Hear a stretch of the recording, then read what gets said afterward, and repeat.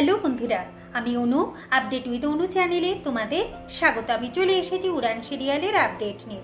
উড়ান সিরিয়ালে দেখা যাচ্ছে যে সোমনাথ টাকা নিয়ে তো পালিয়ে গেল, কিন্তু দেখছে ব্যাংক অ্যাকাউন্টে কোনো টাকা নেই। সোমনাথের মা ফোন করছে, সোমনাথ তার মায়ের ফোন রিসিভ করতে পারছে না। শ্রুতিকে ফোন করছে, শ্রুতির ফোনই পাচ্ছে না। এখন সোমনাথ কি করবে এই নিয়ে খুব চিন্তায় পড়ে গেছে। অন্যদিকে পুলিশের সাহায্যে মহারাজ আসছে বিয়ের মণ্ডপে। এইদিকে বিয়ের মণ্ডপে বর পালিয়ে গেছে বলে পূজার মা ভেঙে পড়েছে। কি হবে, তার মেয়ের কি লগ্নভ্রষ্টা হয়ে যাবে, কেউ তো তার মেয়েকে বিয়ে করবে না, কি হবে এখন, এই নিয়ে সে কান্নাকাটি শুরু করে দিয়েছে। সোমনাথের মা মনে মনে ভাবছে সোমনাথ পালিয়ে গেছে, ভালোই হয়েছে, কিন্তু কোথায় গেছে। তাই সে ঝামেলা বাঁধাতে চলে এসেছে বিয়ের মণ্ডপে।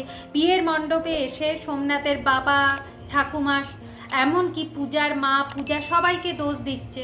বলে কিনা এই ফুল আলীকে বিয়ে করতে হবে বলেই সোমনাথ পালিয়েছে, তাকে চাপ দিয়ে বিয়ে করাচ্ছিল তার বাবা। এটা সে কোনোভাবেই মেনে নিতে পারেনি, তাই সে পালিয়ে গেছে। এখন কোথায় খুঁজবো আমার ছেলেকে। শিব সেজে গুজে ঘুরে বেড়াতে দেখছে। তার মা রেগে যাচ্ছে যে তোর দাদা হারিয়ে গেছে আর তুই সেজে ঘুরে বেড়াচ্ছিস, দাদার খোঁজ করবি না? দেশে কি কোনো আইন কানুন ব্যবস্থা নেই? কোনো কি পুলিশ নেই যে তাদের কাছে গিয়ে কোনো ডায়েরি লিখবি না, মিসিং ডায়েরি? এখানে বসে থাকবি? এ তো আমি কোনোভাবেই মেনে নেব না। খুব ঝামেলা করছে। ঠিক সেই সময় আবার সুৎখর নস্করও আসে। সে এসেও আবার ঝামেলা বাঁধিয়ে দিয়েছে। বলে কিনা আমি পূজাকে বিয়ে করব, পূজাকে ভালোবাসি। পূজাকে নিয়ে টানা হিচড়া করছে বিয়ে করবে বলে, কিন্তু পূজা তো তাকে চুরিও দিচ্ছে। আবার চর খেয়ে সে রেগে যাচ্ছে।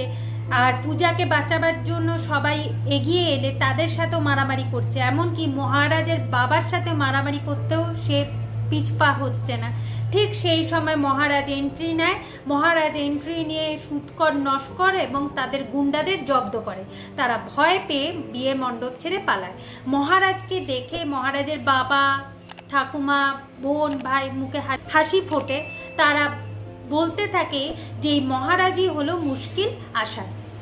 এরপর মহারাজের বাবা মহারাজকে প্রস্তাব দেয় যে পূজারিনীকে তাকে বিয়ে করতে হবে, যেটা শুনে মহারাজ অবাক হয়ে যায়। এদিকে পূজা ভাবে যে এই গুন্ডাটা এনারই ছেলে, এর নাম আবার মহারাজ। এইসব শুনে পূজাও অবাক হয়ে যাচ্ছে, কেন পূজা জানতোই না যে মহারাজ হলো সোমনাথের ভাই। এইভাবে আজকের পর্বটা শেষ হয়ে যাচ্ছে। আশা করি আজকের পর্বটা তোমাদের ভালো লাগবে। ভিডিওটা দেখবার জন্য আর আপডেট উইথ অনু চ্যানেলের পাশে থাকবার জন্য অসংখ্য ধন্যবাদ।